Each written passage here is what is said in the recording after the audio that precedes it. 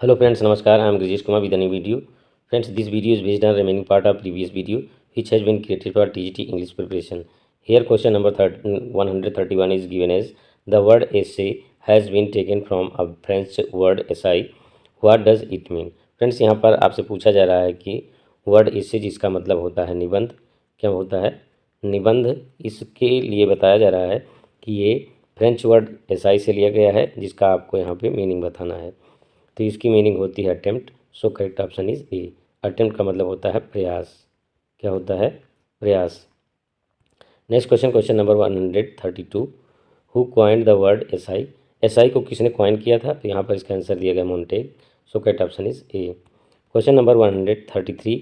Euphemism is an elegant Elizabethan literary style. It is marked by excessive use of balance, antithesis, and alliteration, by frequent use of similes drawn from mythology and nature.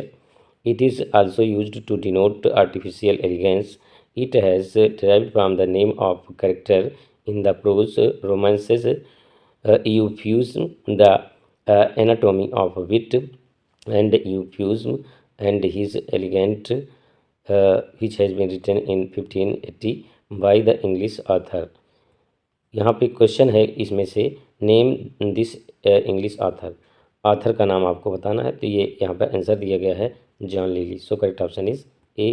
Question number 134।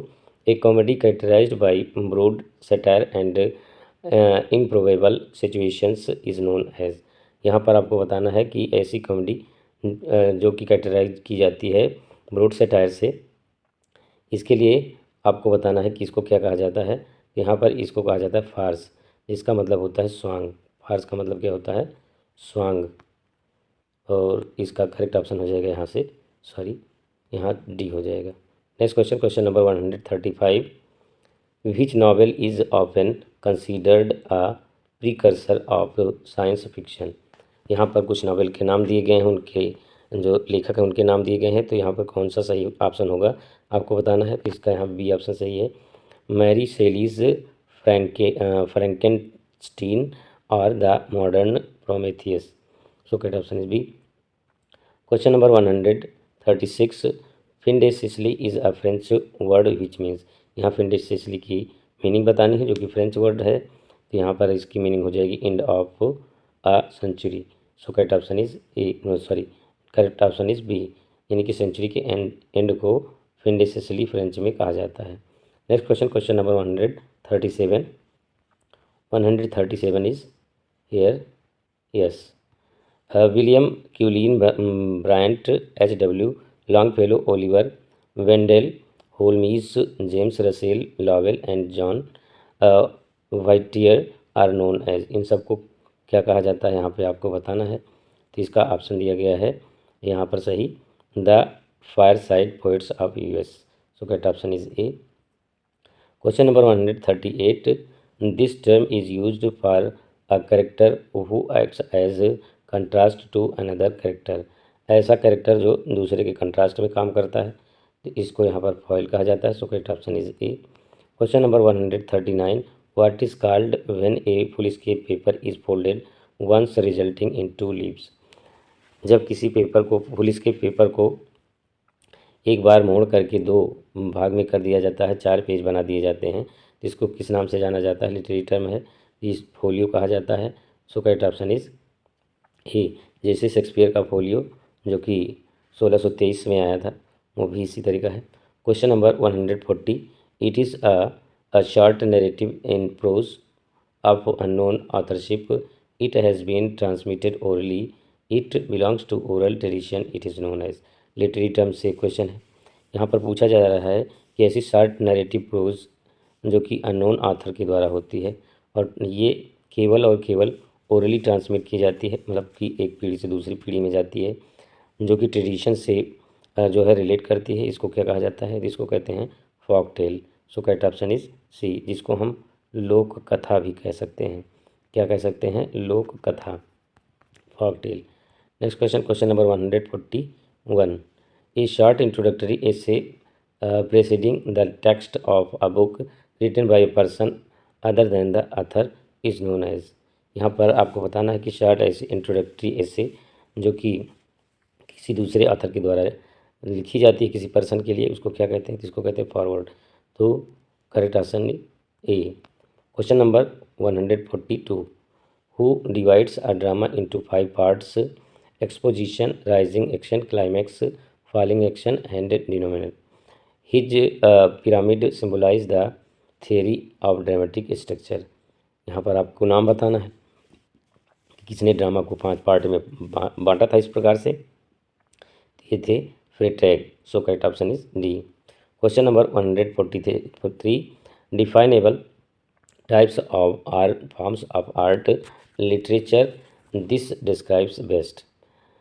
इसका answer आपको करना तो ये होता है genre. Genre की definition यहाँ पर दी गई है। So correct option is A. Question number 144, it is a genre of fiction which is characterized by mystery and supernatural horror. It is often set in dark castle or other medieval setting. It is यहाँ पर आपको बताना है कि एक ऐसा fiction जिसका Jenner जो है वो मिस्ट्री या सुपरनेचुरल हॉरर होता है, उसको किस नाम से जानते हैं। यहाँ पर आंसर दिया है Gothic fiction. So correct option is ए।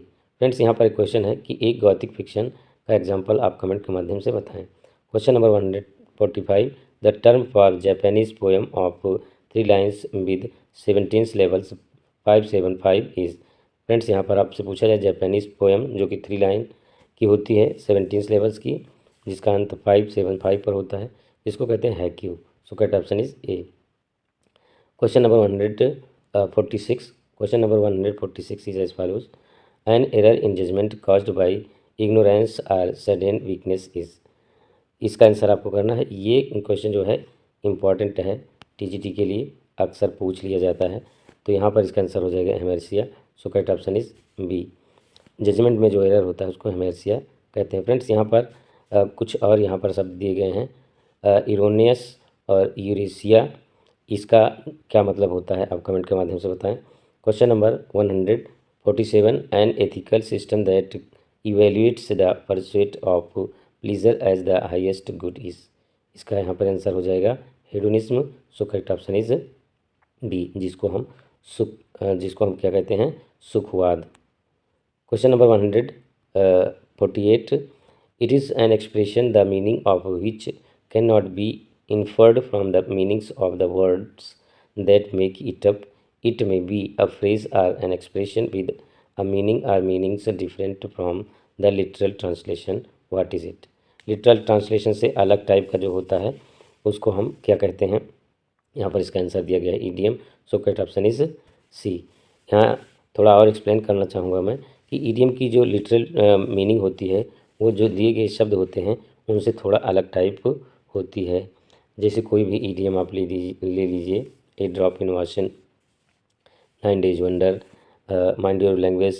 खैर माइंड योर लैंग्वेज तो नहीं है, लेकिन a drop in ocean, a bed of roses, ये सारे जो है ईडीएम हैं जिनकी लिटरल मीनिंग थोड़ा अलग और जो एक्सप्लेनेशन वाली मीनिंग होती है अलग होती है। Question number 149, it is a lyrical poem, it gives a little picture of everyday life and natural surroundings, generally rural or pastoral. Originally, the term is applied to the poems of Theocritus. इसका answer यहाँ पे आपको करना है, तो इसका answer यहाँ पे दिया गया है ईडिल। ईडिल इसका आंसर हो जाएगा। सो correct option is A. Next question, question number 150 and last question of this session. I will continue creating videos for TGT English preparation if you support me bye subscribing my channel. Here question number 150 is, in literary writing it is a speaking picture. it is speaking picture क्या होती है, तो इसको कहते हैं image. So correct option is A. Friends, आज के video में बस इतना ही। यदि वीडियो आपको अच्छा लगे तो लाइक करें, ना अच्छा लगे डिसलाइक करें, कमेंट करना बिल्कुल भी ना भूलें। और यदि इस वीडियो से आपको कुछ लाभ मिलता है टीजीटी के लिए तो please support me, subscribe my channel to get notification as soon as you wish. Thank you very much.